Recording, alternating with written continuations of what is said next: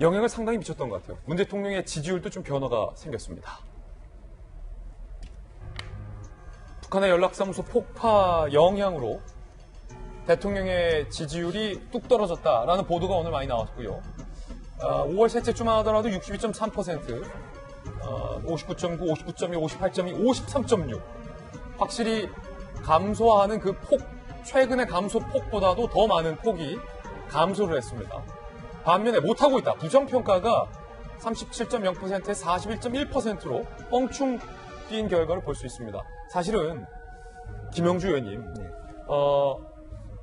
한반도의 남북 프로세스, 평화 프로세스, 문재인 대통령이 강조했던 건데 문 대통령의 이름을 단 남북 관계가 지금 북한의 이번 폭파로 인해서 사실은 많은 분들의 걱정을 사게 됐잖아요. 대통령 지지율에도 영향을 미치는데 앞서 여권 의원님들이 말씀하셨던 그런 발언들도 좀 영향을 미친 걸로 보입니까? 어떻습니까? 뭐 실질적으로 보면 이제 크게 두 가지라고 보여집니다. 어쨌든 파탄에 대한 내용들을 보면 그동안에 대통령 자신도 그렇게 말씀하셨습니다만은 너무 안이하게 대처해 왔다. 그러니까 북한이 왜 연락사무소를 폭파시켰습니까? 북한이 원하는 연락이 안 왔기 때문에. 북한이 원하는 연락이 뭡니까? 금강산 투자하겠어. 미국하고 싸워서라도 내가 하겠어. 그런 얘기를 안 했지 않냐. 그 연락. 예. 소위 7년 동안에 아까 우리 봉 교수님 말씀하셨지만 마식령, 금강산, 원산 개발하겠다는 게 2013년에 기본적으로 5.29 조치였습니다. 그것이 7년 동안 기다려서 트럼프도 화답하고 사실은 볼턴 얘기하면 뭔지도 모르고 트럼프는 하겠다고 얘기했던 거고 문 대통령은 정말 진지하게 하겠다고 얘기했는 것처럼 보이는데 지금 방금 윤건영, 홍익표 얘기하면 너무 지금 청와대 NSC가 미국 중심으로 오리엔티드 됐다. 그래서 북한하고의 교섭보다는 미국 장단 맞추는데 급급했다라는 평가를 받게 되는 거기에 대한 파탄에 대한 국민에 대한 실망이 하나 있는 거고요. 두 번째는 북한의 그 반응, 폭파 사건에 대한 청와대나 국방부의 또 통일부의 대응 자체에 대해서 일관성도 없고 합리적이지도 않고 강력한 대응을 하지 못했다. 또 논의도 일방향적이지 못하다는 그런 것들이 저 안에 숨겨져 있다. 저는 그렇게 예컨대 북한이 폭발하겠다라는 경고를 했는데 폭발 직전까지 정부의 장차관이 삐라를 막는 데에 신경을 썼다. 이런 모습들. 삐라에 신경 썼고 또 논점에서도 결과적으로는 특사 안 보낸다 얘기했는데 특사 보낸 걸로 돼 있고 특사 보낸 것에 대해서도 굉장히 말하자면 왜 김여정이 그런 데 대한 답을 합니까? 최고 존엄이 답을 해야 되는데 그렇지 못했으면 왜 우리를 그런 대접을 하느냐고 당당하게 북에 대해서 혼쭐을 빨리 냈어야죠. 그리고 실제로 북이 하기 전에 우리도 국방부에서 다시 그전 조치로 돌아가겠다라고 선방을 하지 못하느냐. 선방. 예, 그런 부분도 저 안에 있다고 저는 생각이 듭니다. 예. 그 가운데 청와대에서 어제 한국일보 보도에 대해서 반박했습니다. 북한의 사전 통보는 없었다라고 청와대가 반박을 한 겁니다.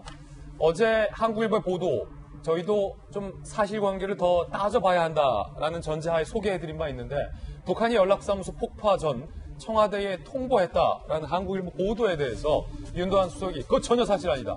김여정이 지난 13일 연락사무소 철거 시사 담화 발표한 후 군 정찰 자산을 이용해서 우리가 지켜본 거다. 이를 통해 폭파 화면을 확보한 거다라고 얘기했습니다. 청와대 아닌 부처의 사전 통보 이루어졌다면 국가안보실에 공유하지 않았겠나. 부처 역시 통보받은 사실이 없다. 그 기사 사실이 아니다. 라고 반박을 했습니다.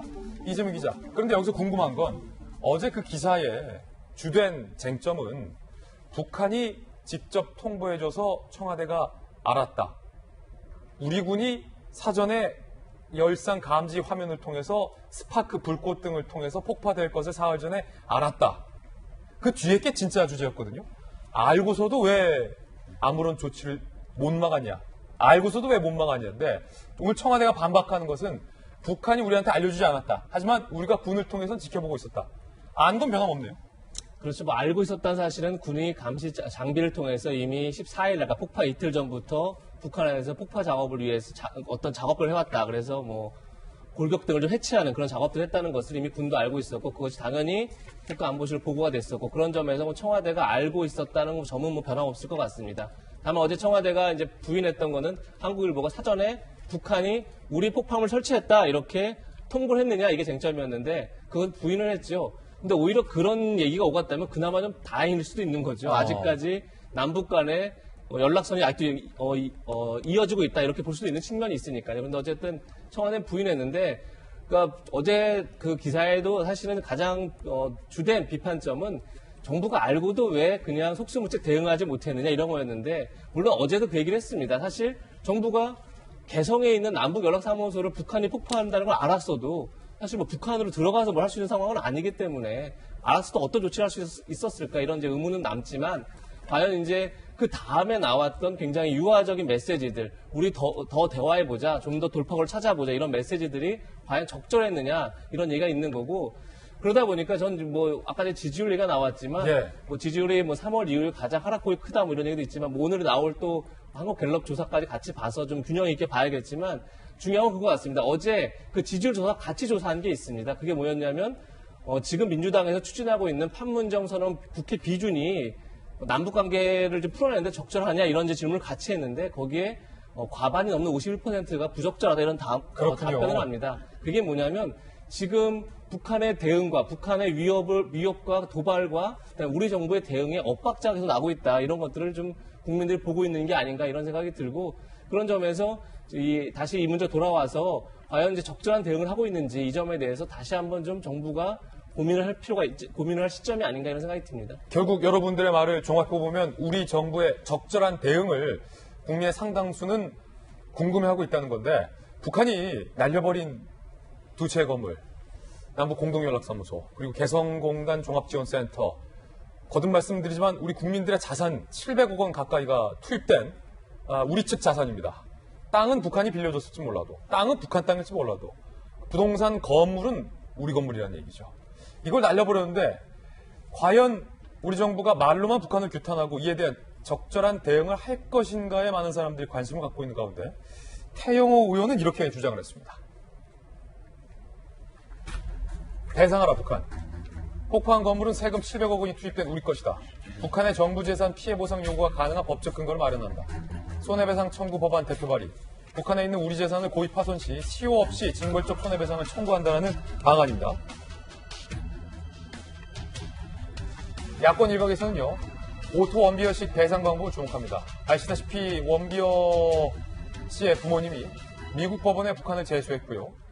북한이 배상을 거부했지만 미국 내에 있는, 어찌 보면 미국의 정보기관도 몰랐을 수도 있었던 김정은과 관련된 은닉한 재산을, 대단해요 진짜 원비어 부모님들, 찾았어요. 끝까지 우리 아들에 대한 책임을 부모에 다 찾아서 압류를 했던 이런 방법을 주목하자라는 얘기도 나오고 있는데, 봉윤식 교수님, 확실히 이런 방법 등을 통해서 700억을 다 우리가 북한으로부터 받아낼 수는 없겠지만, 아니 이건 뭐 돈의 문제가 아니잖아요. 단돈 10,000원이라도 받아낼 수 있겠습니까?